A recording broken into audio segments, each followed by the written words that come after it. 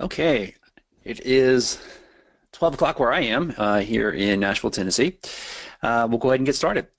Good afternoon or good morning, everyone. Thank you so much for joining us for our webinar, The Future of Financial Aid Forecasting, how to optimize yield, increase revenue, and stay within budget. Again, my name is Tom Golden. I am the Vice President of Data Science at Capture Higher Ed, and I will be your host today.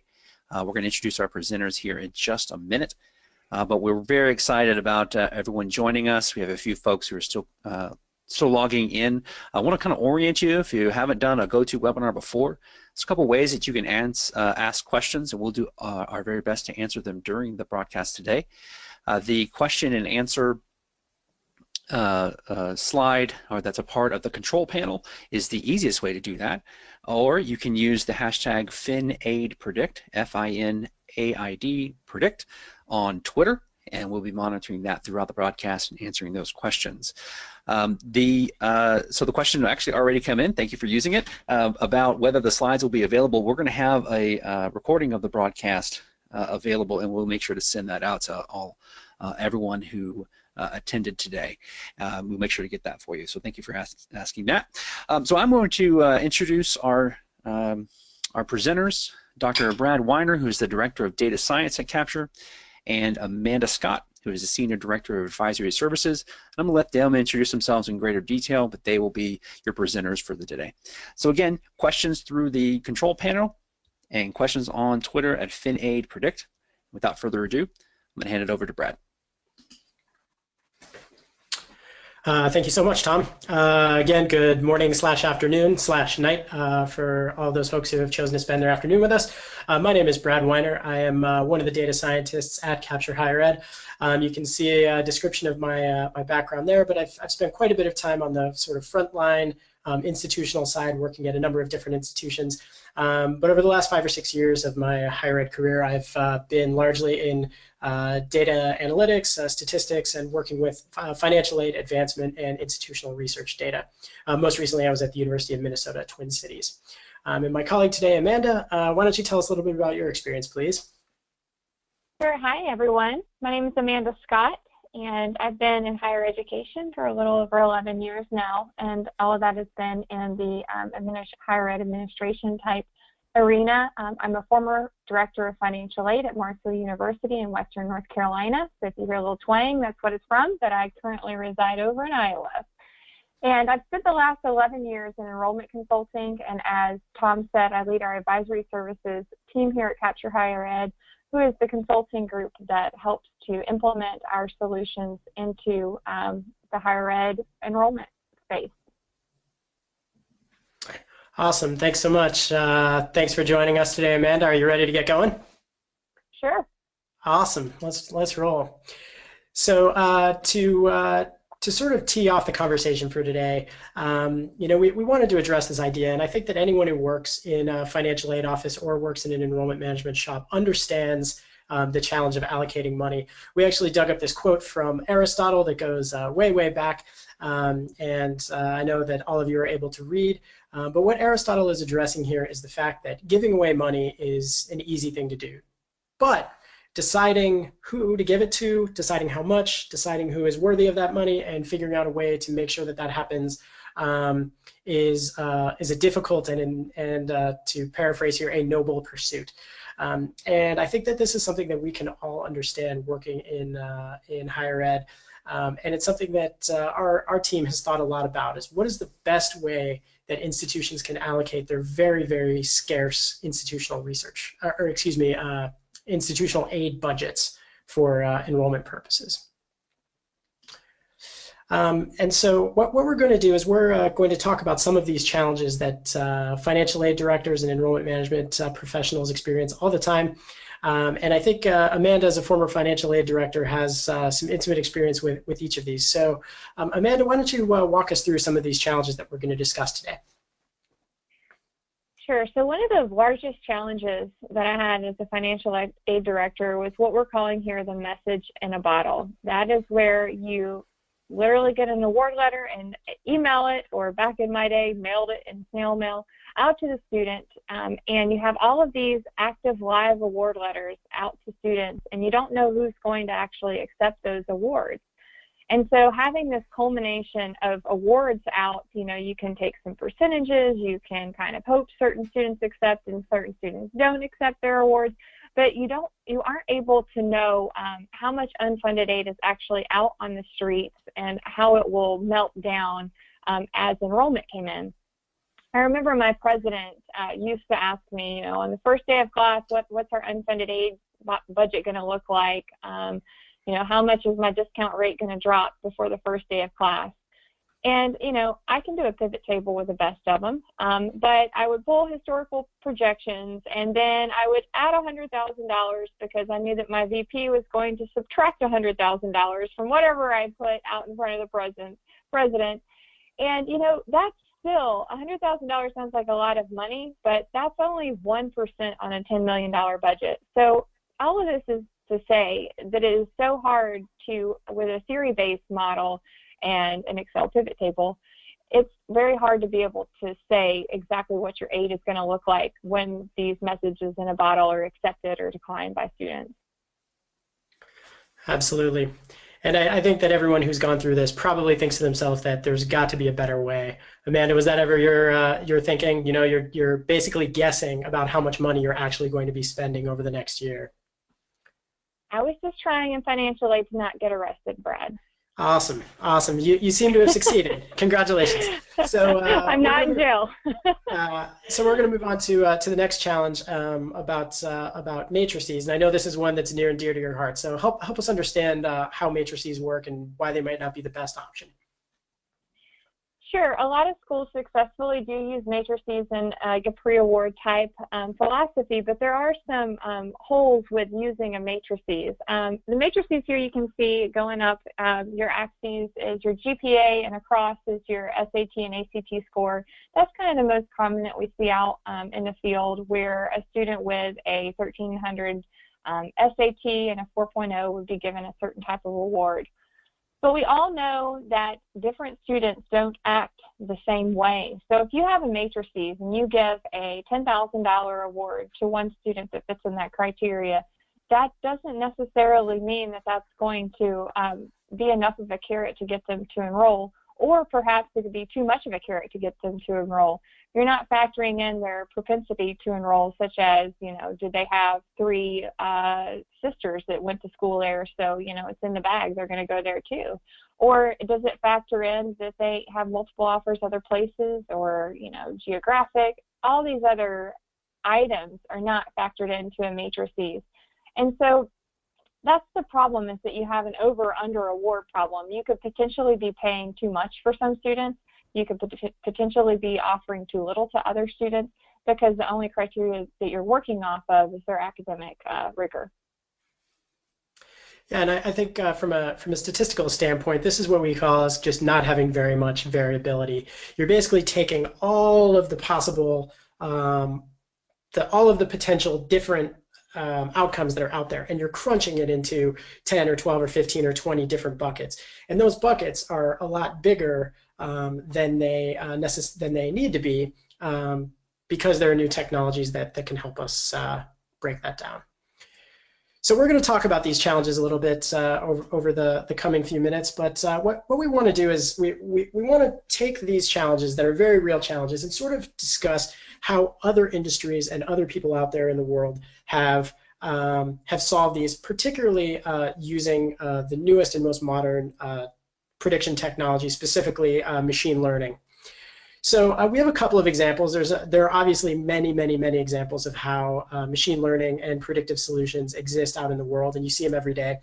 But the first one we're going to talk about is a grid right here that probably looks familiar to a lot of enrollment management professionals, because they spend a lot of time on airplanes.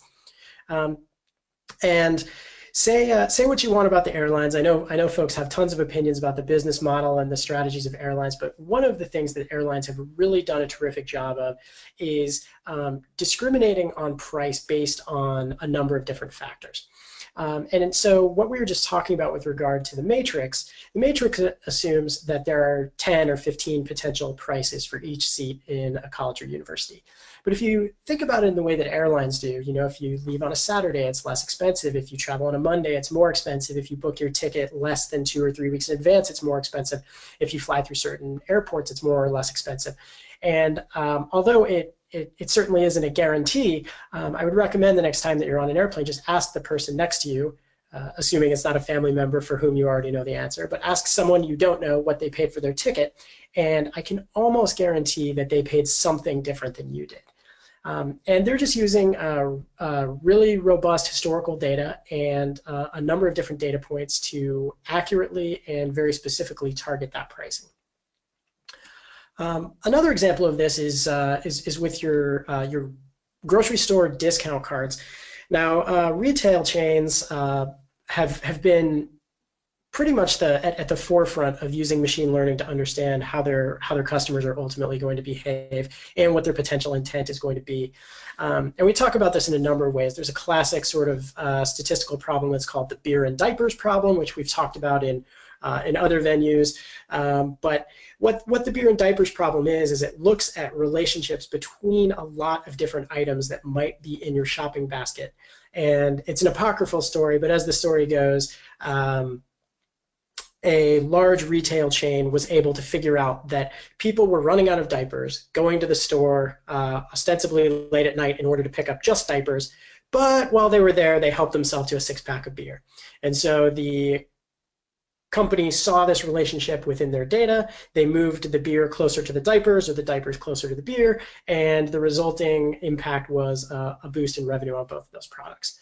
The grocery store cards work in very much the same way, where they're using individually tailored data based on your shopping purchases and your demographic and behavioral data to print coupons for you and send emails to you that really help you have a tailored shopping experience. Of course, as we said earlier, I'm pretty sure that every time you get on the internet, you're interacting with some sort of machine learning product. But these are just two that we chose to highlight. Now, Brad, I have 2 kids under the age of 3, and I think they probably, for mom, should move it closer to the wine aisle. Just saying. To the wine aisle, so that the beer, yeah. or the wine and diapers problem. Yeah, I think you should study that. I will. That will keep me up tonight working on that one. So we talk a lot about machine learning and what machine learning is, and it's worth spending just a tiny bit of time here to describe the difference between machine learning and the type of statistical analyses that tend to go into the type of projections that are produced by institutional research offices. So what machine learning is it is just a method of data analysis. But rather than using sort of the human intervention of selecting the types of variables that should go into a predictive model, it selects those variables algorithmically. And it selects them iteratively. So it will take 10 variables to see how well it predicts, and then it'll take 15 variables, and then it'll take 20 variables, all the way up to tens of thousands or even millions of variables. And by looking at a specific prediction problem algorithmically, using a big data approach, you are much more likely to get a very accurate response, rather than sort of the linear approach that is common in the social sciences and in institutional research.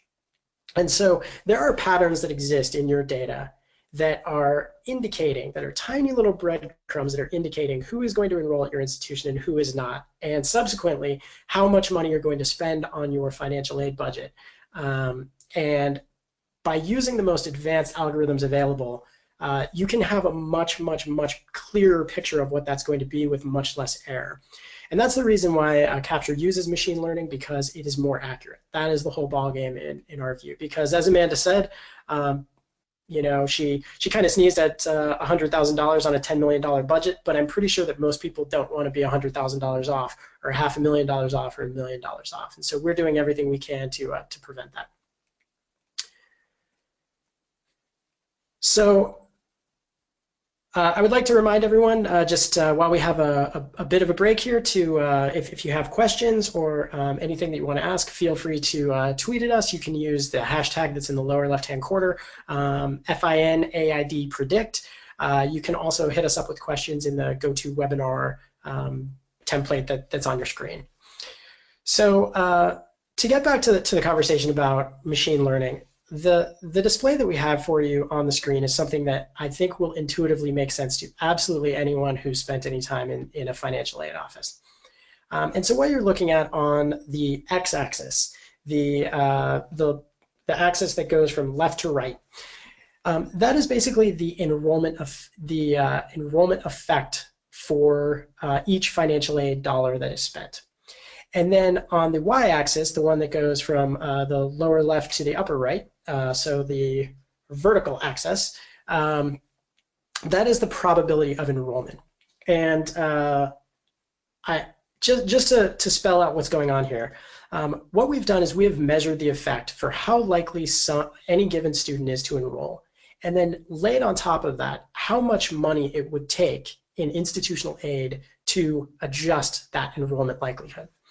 And so the way that we think about this is that we understand, and you probably understand, that there are absolutely students that are coming to your institution. They love the institution. They've been coming to campus forever. Maybe they have a parent that works there. They have friends or family who are alumni. They are completely stoked about going to school wherever you're at. And they probably won't be influenced that much by an increase or a decrease in their financial aid. They're coming, and we want to make sure that they're awarded just the right amount to make sure that they're there, but no more. There are also going to be students at the very opposite end. So these are going to be the students on the lower left-hand side for whom you could offer a ton of money, all the way up to a full ride. And for whatever reason, they just are not coming.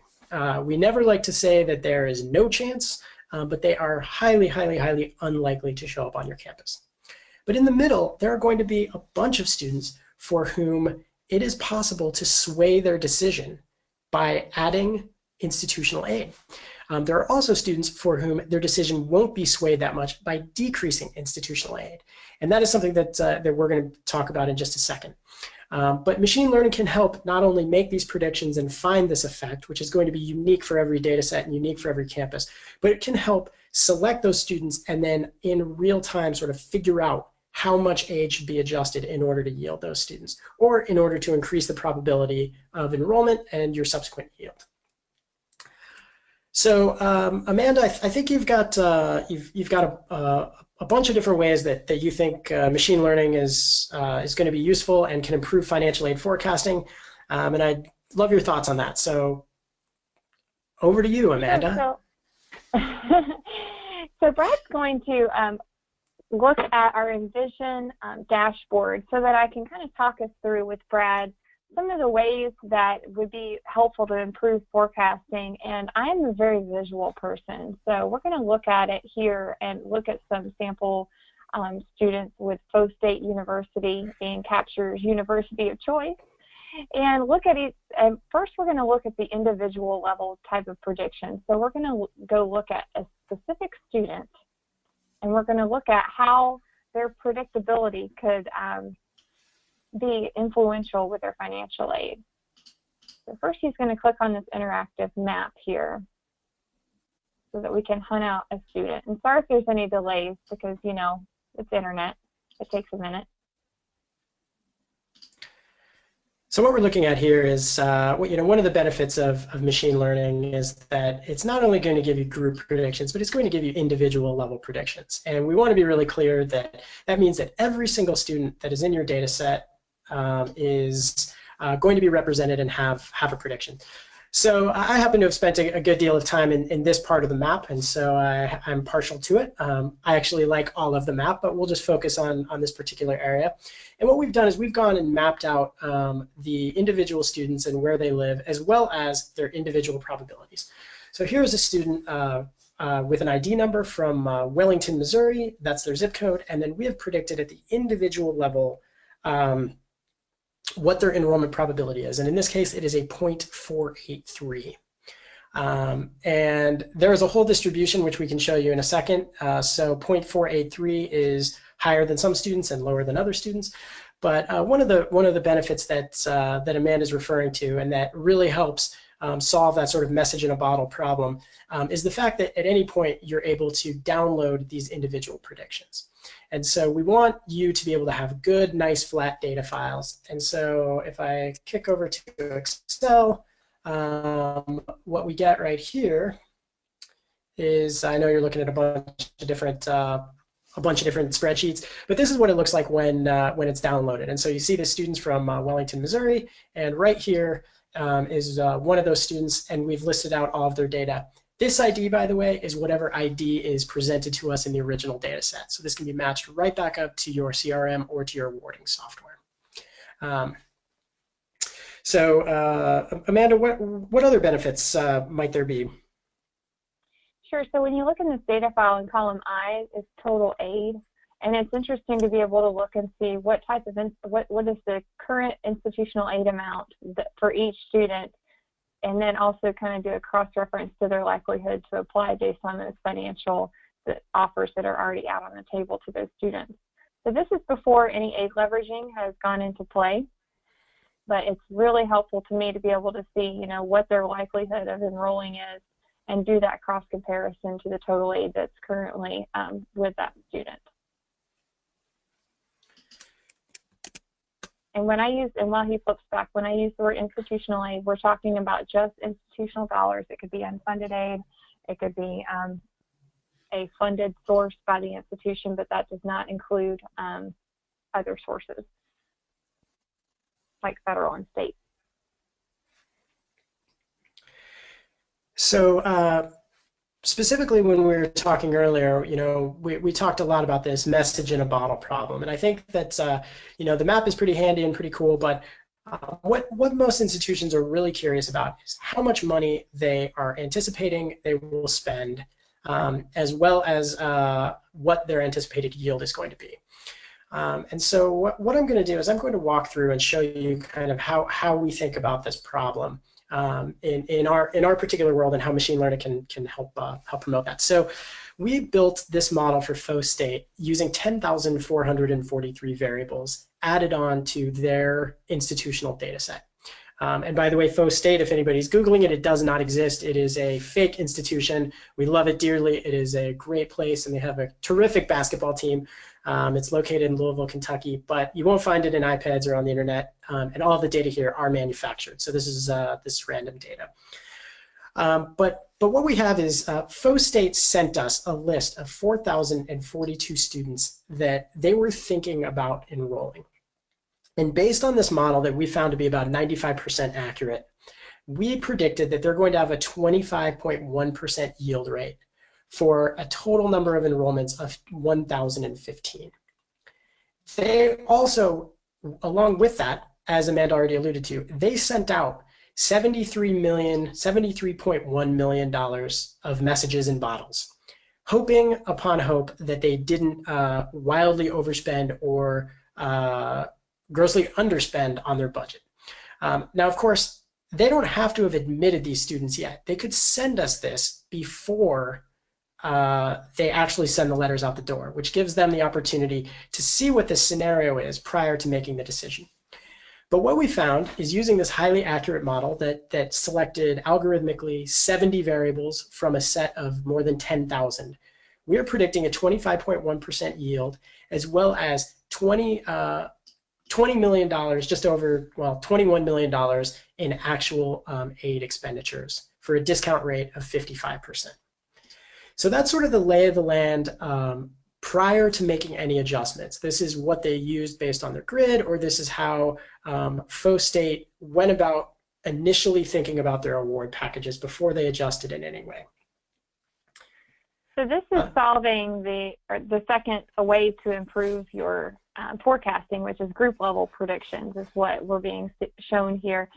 And I love the total predicted aid amount, and we're about to hop into, you know, what do you do about it if it's too high or too low, or if you need to change your discount rate, increase. I know that's not usually the popular way to move it, but increase or decrease your discount rate in order to shift into different levels of predicted enrolled students. So that would be the third way, if you want to hop over into it, Brad, would be to have aid leveraging as a way to improve your forecasting, because with the message in the bottle problem, as well as especially the matrices problem, there weren't any ways that you could press any levers to try to change how a student would respond to an offer. Absolutely. So imagine that, and Amanda, I think a scenario here that we've discussed is that you've been in a situation in the past where you have a certain aid budget, but you maybe set a little bit of that aid aside, right? And your enrollment manager or your president comes to you and they're like, look, we'd like to enroll more students this year. We want to increase our enrollment. And so here is a small amount of money that we need you to allocate out. Does that scenario sound like something that's happened in a previous life, or did I invent that out of whole cloth after going to the wine and diapers problem? No. So an example that would be close to that was I had my president talking about reinstating a local county scholarship, which would be the county of the institution and those surrounding it, to be able to bring back a discount program that worked in the 70s and had high enrollments from the program. But it's a little bit scary just to say, okay, this worked, 30, 40 years ago, more than that now, and just reinstate it. And what they wanted to know is if we gave free tuition, free in air quotes, because we know it comes from somewhere, what would that do to our overall budget? And so this tool right here, and Brad can show us how you would do it, you could bring in that subset of students and then increase or decrease their aid, and that would show you how your enrollment numbers would change. It would show you how your overall predicted aid would look like on the group level. And so that's what I love about the tool, is that you can pick a subset or a population and treat them differently and see how that impacts the whole. Right. So in the scenario, let's just say that you had a little bit of extra money. They're thinking about bringing this scholarship program back or something like that. And let's just say that you wanted to see what would happen if you assigned out $2,000 to 100 students. And so what you're seeing right here in this left column on this adjustments table is the state of the world as we previously saw it. These numbers should look very familiar to you. Faux State admitting 4,042 students, the 25% yield rate, the $21 million here. We've also predicted net tuition revenue down here as well. But this is kind of the initial baseline. Then what we went ahead and did is we updated that information and then showed the difference. So how this is working is this is basically selecting the students for whom the smallest increase in aid will have the largest increase in probability to yield. And what we did is we decided to assign out $2,000 to 100 students in that order. So what you can see right here is this is 100 students increased for a total amount of $200,000. And based on this highly accurate machine learning model that we built for Faux State, we're estimating that this will produce an extra 3 students, almost 2.8 students, but that will round to 3. That in turn will increase their yield. More students on the same number of admits increases yield. The amount going out the door is going to be $200,000 more, and interestingly, a lot of that is going to be claimed. So there's $200,000 of messages in bottles, and $160,023 are going to be spent. That, in turn, is going to hit the discount rate to the tune of about $56,000, which the flip side of that coin is going to be that it increases the discount rate. So you're getting less net tuition revenue, a higher discount rate. You're actually spending $160,000 for 3 students. So my question to you, Amanda, is what do you think your president would say to that? We're spending $200,000 for 3 students. Or we're technically going to be spending $160,000 for 3 students. What would the response be to that type of strategy? Well, unless that is the board chairman's 3 triplet daughters, you probably shouldn't do it. All right. Good answer. There might be institutions out there that say, man, that looks totally reasonable. I think that that is a great investment. But by and large, when we've shown this to folks, they've said that probably doesn't seem like the smartest play. But keep in mind that there are students for whom you have probably over-awarded as well. Now, again, if the letters have already gone out, you certainly wouldn't want to do this, but you still have this opportunity before you've sent out any decisions. So why don't we go ahead and do the exact opposite of this, where what we're going to do is we are going to take $2,000 away from 100 different students and see what the impact is there. Now, this is absolutely the breaking down of the matrix as we discussed earlier. When you have a matrix with only 15 or 16 or 24, whatever buckets, they're either in the bucket or not, and they're either getting the amount that's assigned to that bucket or they're not, or they're getting the amount that's assigned to a different bucket. That is the nature of a grid. But what we're doing here is we're optimizing aid in a way that every single student has its own spot on the grid. And so what we did is we added $2,000 to 100 students. We took away $2,000 from 100 students, and so you get this kind of net neutral effect. We spent $200,000, but we also took away $200,000.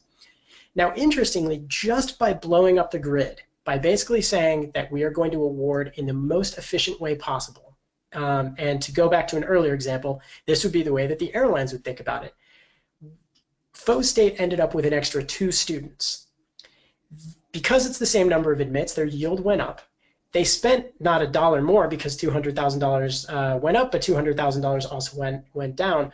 But here's the interesting part. Because of the effect on enrollment, the predicted amount of claimed money went down by $45,817. And as a result, the predicted net tuition revenue went up by $116,013, which causes a decrease in the discount rate. So I think a lot of folks out there are used to the wild vacillations between should we grow or should we experience financial retrenchment? And what we can demonstrate for you using machine learning is that you don't necessarily have to pick one or the other. It is possible that just by awarding your aid in the most optimal way that you can both spend less and get more. Does that make sense? I want to encourage everyone, if they have any questions, you can enter a question down into the text box under the question drop-down below where the list of attendees is. And you can also tweet at us at FinAidPredict on Twitter. Very good. And again, as we showed earlier, all of these data, you can click right here and download these adjustments. So let me show you what that looks like. There's all of our folks from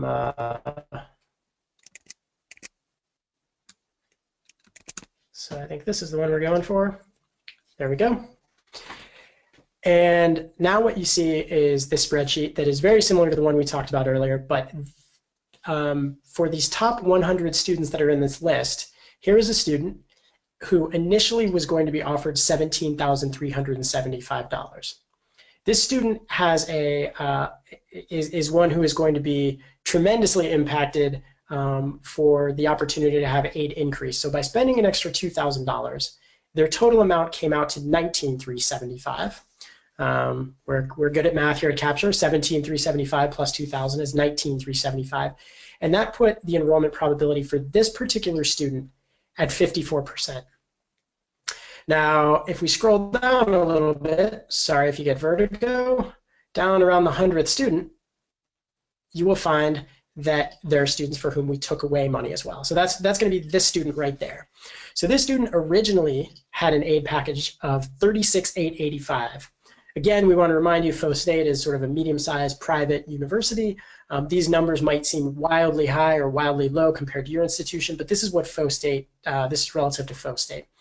But this was a student who was going to get almost $37,000 in aid, and we recommended decreasing that by $2,000, bringing them down to $34,885. But their enrollment probability is still a whopping 95%. So, so this is a student that you can tell was not influenced adversely by having the $2,000 subtracted. So Brad, I think we have a couple of questions with Brett. Brett, I think that Brad answered your first question, which was, can we see the individual award example? please follow up if you have any additional questions on the individual award. But your second question is, what kind of data do we need to be collecting to make machine learning work well? That is a great question. Basically, machine learning, or I guess any big data solution, is going to do best when you have a lot of data. So the more data that you provide us, or you provide anyone else that's doing this type of work, the better. But a typical data set that is sent over will include your basic student characteristics, so academic information, demographic information, city, state, zip code, an ID number. For the financial aid predictions, we need the total amount of institutional aid that student either has been awarded or that you're thinking about awarding that student. And we also need the total amount, the total cost of attendance, as well as the total cost of tuition and fees. So some of these data sets have 15 or 20 variables in them. Sometimes we get whether or not the student visited campus and what the student's major is, and the more variables, the better. But generally what we'll do is we'll take that data set.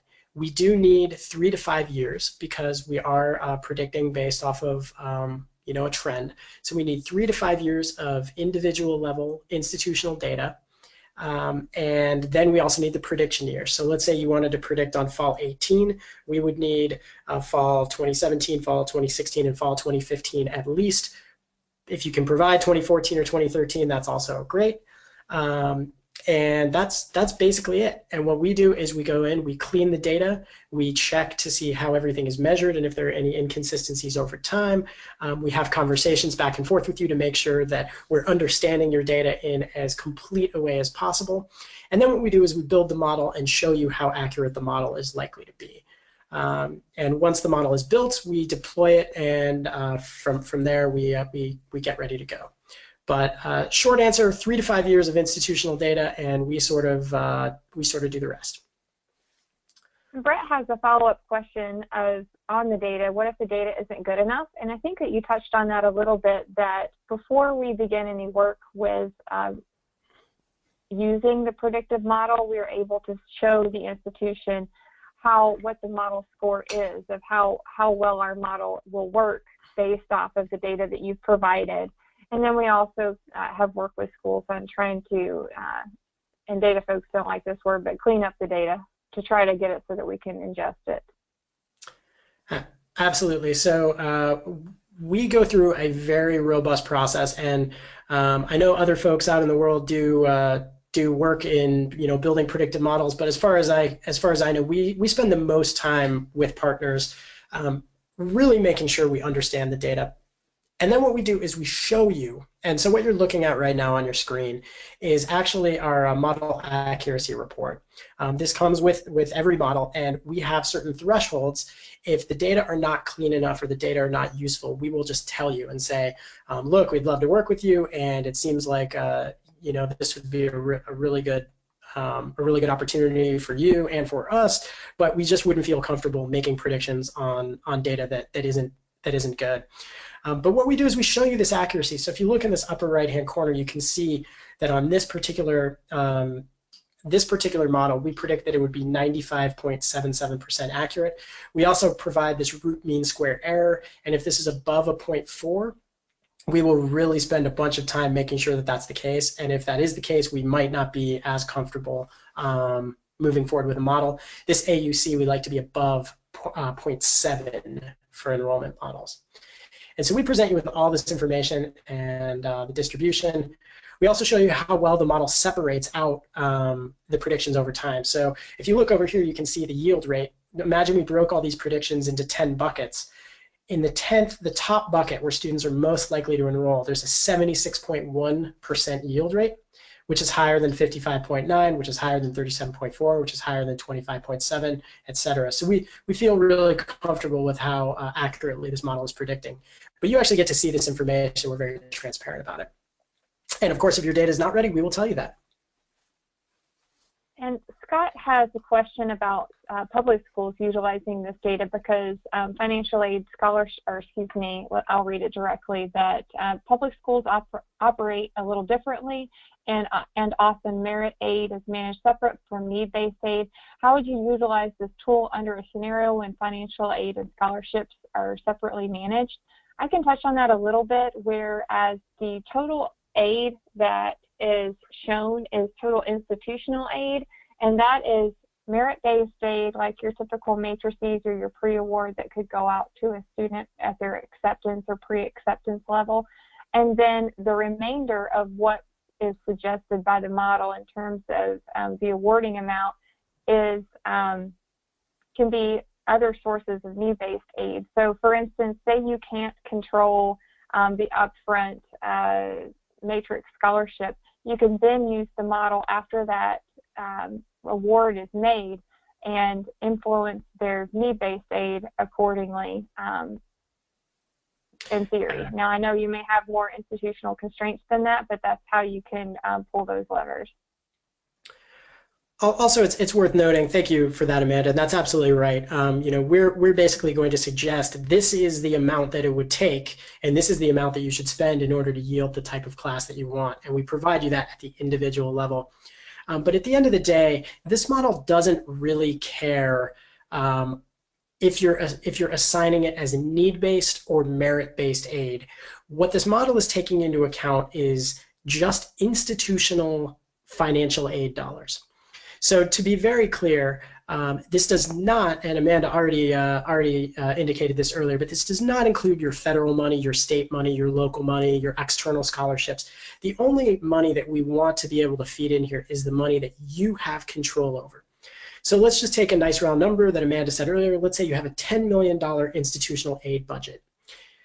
You have no control over what the federal government is going to do with the Pell Grant or with SEOG. Those are things that are decided by the feds. But you do have, to some degree, some control over those $10 million. And those are the $10 million that we are going to help you spend as efficiently and as effectively as possible. And I think that answers Alex's question, which was the data sources that we're using in terms of institutional aid, that nothing is combined in with it. DJ is asking a question. You popped up a spreadsheet recently that showed the difference in their award and their yield probability. Is there a way, Brad, that we could add a custom field to show the over-under of how that enrollment probability changes given the increase of that aid? I think he's talking about column H there being at like 0.54%, and then we increased it by $2,000. I think what DJ is asking is if we can see, you know, the differential of the influence of those funds. Sure, that's an interesting question. That's currently not something that's built into the tool, but as with all technology, we're always interested in hearing what people's suggestions and features that they would like to see added. So that actually would be a pretty interesting thing to have in here. What is noteworthy though is that on the one of the things that we do for you is that this model isn't going to be just like you run it once and that's that. This is intended to be used to be iterated multiple times. And you can actually see that in this iteration number right here. For Faux State, we've only built one iteration, but we can make predictions on any subset of your admitted pool. And to be very clear, this is going to be admitted students for whom we're going to predict of those who is going to enroll. So let's say you wanted to do just a subset of that, just in-state students or just out-of-state students, or let's say you wanted to make an adjustment where you did a baseline where nobody was going to get an aid adjustment, and then you bumped everybody up by $2,000. You'd be able to have both of those iterations and compare both of those spreadsheets. So before we answer any additional questions, I wanted to just draw us back to, we were answering out the 6 ways to help us improve our forecasting, and you can stick with displaying Envision if you like. we want to make sure that everyone understands that you're in control of your ability to go into this tool, and that you, the partner, have the ability to actually have this dashboard to play around with yourself to see what predicted outcomes would happen as you treat a different audience. And the other part of it is that you have the access to the raw data. As Brad mentioned, we are very transparent at Capture, and we want you to always be able to have the ability to obtain and use your own data. It's not our data, it's your data. And so that's something that we're very proud of, is our transparency in our data. And like Brad said, you know, if we find that something doesn't look right, we're going to talk to you about it. And we're going to work to fix it. So we want, at this point, Brad, unless you have anything else that you'd like to show, I can continue to answer these questions for the group and see if anybody else has any additional questions. I think that sounds terrific. I don't have anything to add. Go for it. Okay, so DJ asked the question of, does it at any level take into consideration institutional priorities such as academic programs or diversity? That is a terrific question, and we've actually been meaning to write a blog. I have about combinatorial analytics right now. So to answer the question specifically, right now this tool optimizes on basically two things. It optimizes on how much do you want to spend and what do you want your yield to be. And those two things obviously interact with one another.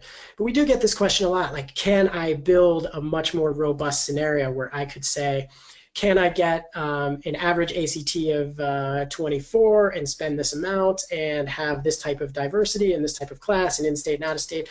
And as I'm sure you're all aware, all of those effects statistically are interacting off one another, and each one of those that you add gets incredibly complicated.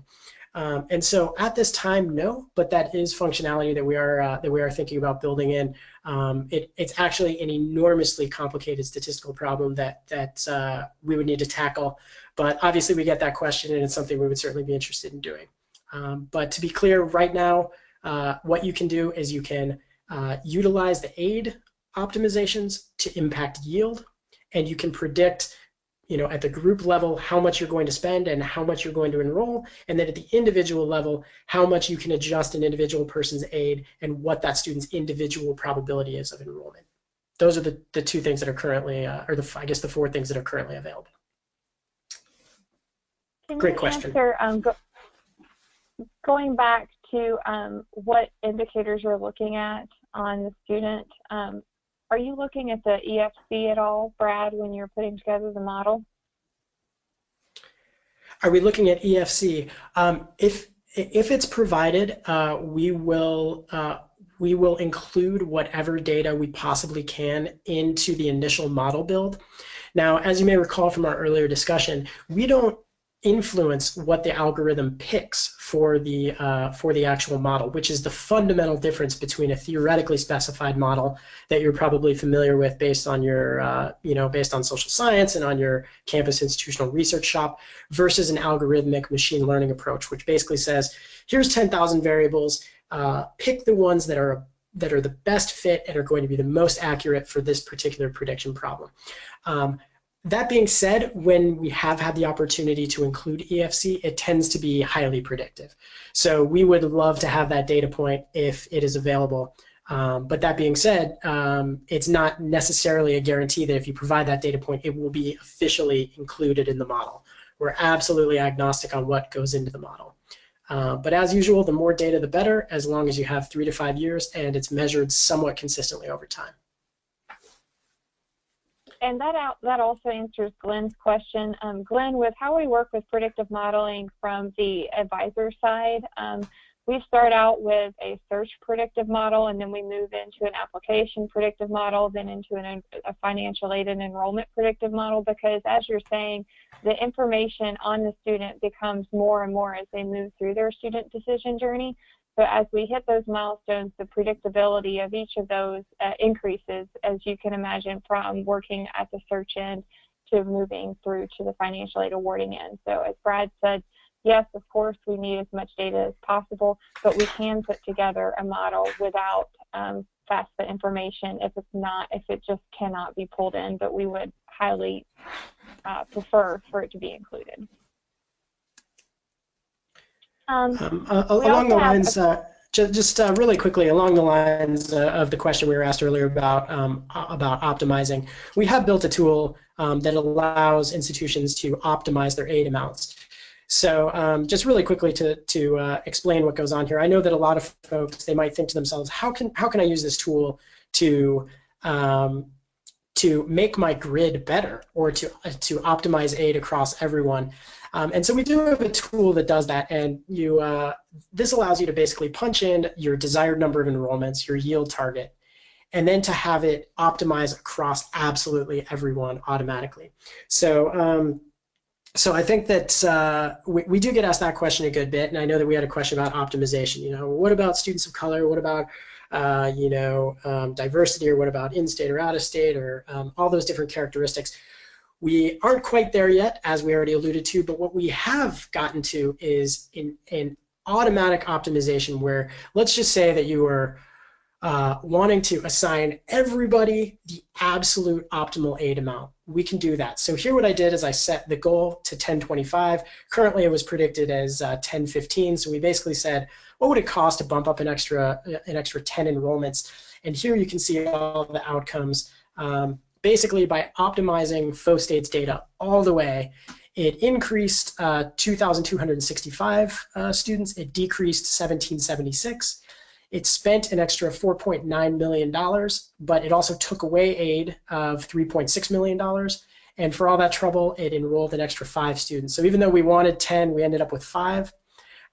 But this is sort of a cake and eat it too situation. We ended up bumping up yield, decreasing the predicted total amount of aid by over $700,000, and increasing predicted net tuition revenue by $914,000.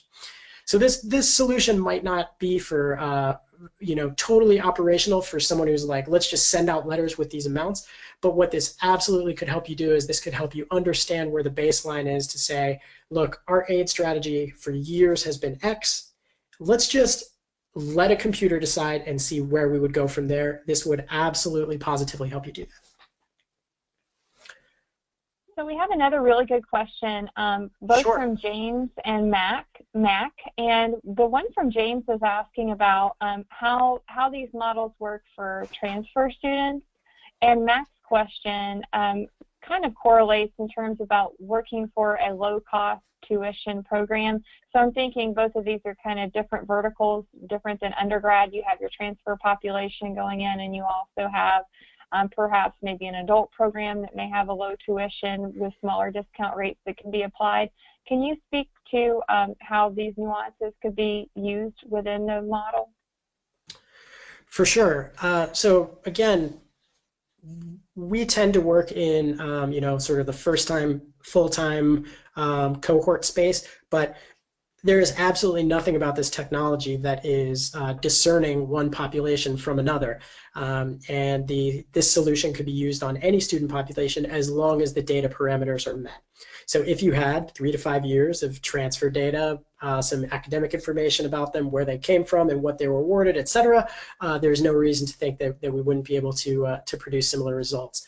Now with, and the same would go, so that exact argument could be made for any sort of scaling of what these numbers actually are.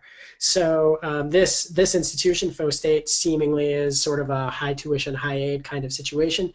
But the relationships that are found in here and all of the predictions that are in here are just based on its own individual data. So let's say that there was a low tuition, low aid institution that wanted to use this. These numbers would probably look very different, and one of the things that we'd probably find would be that the effect of aid, let me find that in here, this relationship of the effect of institutional aid on enrollment would probably be a much less steep slope. It would probably be a little bit flatter of a slope, which would subsequently mean that the results, might not be quite as dramatic. But there's absolutely no reason to think that if your tuition strategy or your aid strategy were substantially different from FO states, that as long as you had 3 to 5 years of consistent data, that the predictions wouldn't be as good and as useful. Awesome. The last question that we have on the model is if the model currently has a retention aspect to it. And at this point in time, retention is not built out into the model, but I know that Brad will talk to us about the future of the future of Envision. So right now we have not built a persistence or retention outcome into the Envision model, but we do have 3 different Envision predictions. So we can predict applicants from your prospect pool, we can predict enrollments from your admitted pool, and then of course all of the financial aid leveraging on top of that. So without getting too far ahead of our skis, you can certainly imagine that that predicting first semester and first year persistence and retention are certainly on our horizon. It's something we're excited to look into. So not presently, but perhaps if you want to get in touch, maybe we can try an experiment, and we'd be happy to do that. So I know we just have a couple of minutes left. We're going to pass it back over to Tom. I know that there might be some other questions, and we can certainly address those in just a moment. Absolutely. So we're getting a couple questions from folks about costs. And so you're setting us up perfectly, and I really do appreciate it. And thanks for all your great questions. And we're going to stay on the line here and answer all of them as we can. But I wanted to cover some things before we hit the hour mark. So next steps, we would like to hear from you. If this sounds like something that you want to talk to us more about your specific circumstances. So I know we've got a couple folks like, this is work for transfers. What about my data? I'm concerned about that. We can talk to you about that and walk you through that. And if you schedule, so this is our offer to you, and see if you're interested, to schedule a meeting by June 15th, and we'll walk you through the different consultation with our experts and with us. And if you are executing a partnership with us by July 1st, you'll lock in a discount. That's a savings of almost $12,500 if you're locking in by July 1st. So the actual cost depends on obviously what you're trying to predict. So we have 3 different families of predictions. There's applicant models, so those are models that predict from a suspect to an applicant. We have enrollment models that predict who's going to likely to enroll, as well as total enrollment from your admitted class. And we have financial aid models, which you've seen in detail today. And so depending on what you're interested in, we can combine those and put together a package for you that makes the most sense to help you reach your institutional goals. The whole process as a whole, Brad, can you advance one more, please? The whole process is in terms of setting up. It's not just about us delivering a model and walking away. The total setup for us and onboarding usually takes around 3 to 5 weeks for us to build out a model. And the first step, of course, is getting on the same page with you about your data. Of course, with machine learning models, the data quality are key. But we have a whole process called a traffic light process, which does an in-depth deep dive of the 6 dimensions of data quality on your data, the 3 to 5 years of enrollment history that you're providing to us.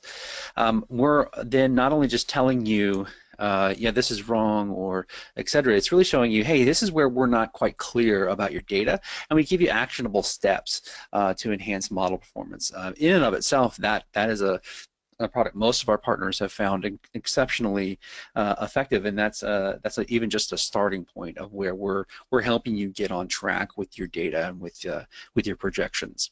And then in the 5th week or 4th or 5th week, we're presenting it to you. And this is where we're showing you where we are, how accurate we think the model will be, as well as setting up an onboard schedule with you so that we can establish, okay, when do you need these predictions, how often, etc. Now, the key thing to keep in mind is that our partnership with you extends well into the year. We stay engaged with you about how your model is performing, and if we need to rebuild, we do that. And that's a unique aspect for us, is that we want to be able to provide to you a model that you're competent in as you go through. So it's not just a one and done kind of thing. Why don't we go back to questions? We've got a few before the hour mark. Why don't we go back to the questions there? Mandy, do you want to tee them up? Sure. We have another question from Mike, and he's asking us about, I'm sure you saw this in one of our examples, that you may have a similar student, and by similar, I'm assuming you mean like ACT, SAT, admittance requirements, and that they could receive different awards and perceive that as inequitable. I've definitely faced that in my tenure in financial aid, and it's hard because students should not compare their awards. You know they do. They also compare them to other institutions. And the way that I always preface it is there are many different factors in each person's individual award, and your academic indicators are a strong way for us to be able to understand what your qualifiers are for institutional merit-based aid.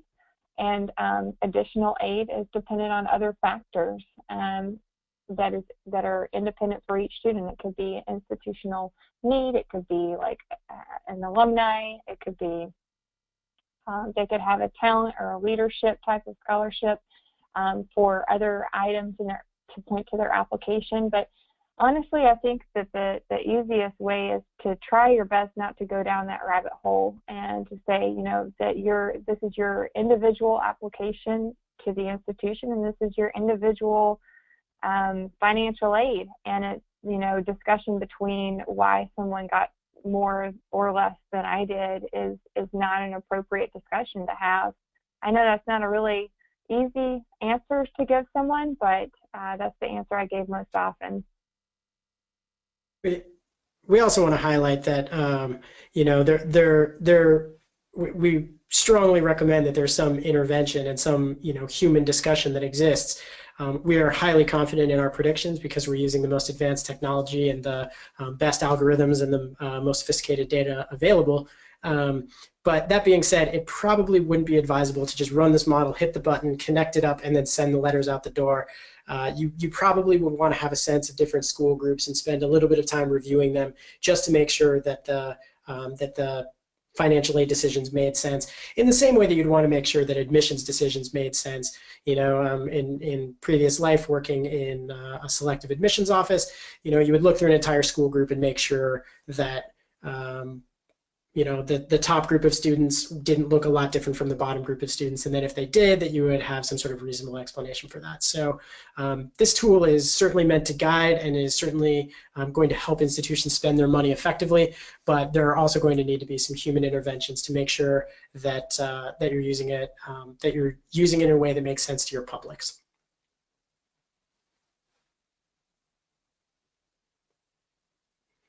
What other questions might we have?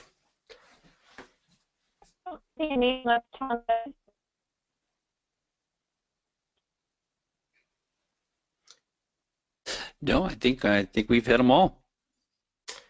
Very good. Thank you guys so much for joining us. I want to thank our presenters, Brad and Amanda, and thank you everyone for joining us. We'll be sending out a version of the recording of this so that you can share it with colleagues, as well as a PDF of the slides that you've seen today. And again, thank you so much for joining us. We do a range of different webinars throughout the year. Please check back and let us know which ones you found interesting. We'd love to hear your feedback. We have other podcasts. Brad and I actually also host a podcast called The Waitlist, where we talk about all kinds of things like data, enrollment management, and financial aid. So please do check us out. It's called The Waitlist, WEIGHTLIST. Thank you, everybody, for joining us, and have a great day.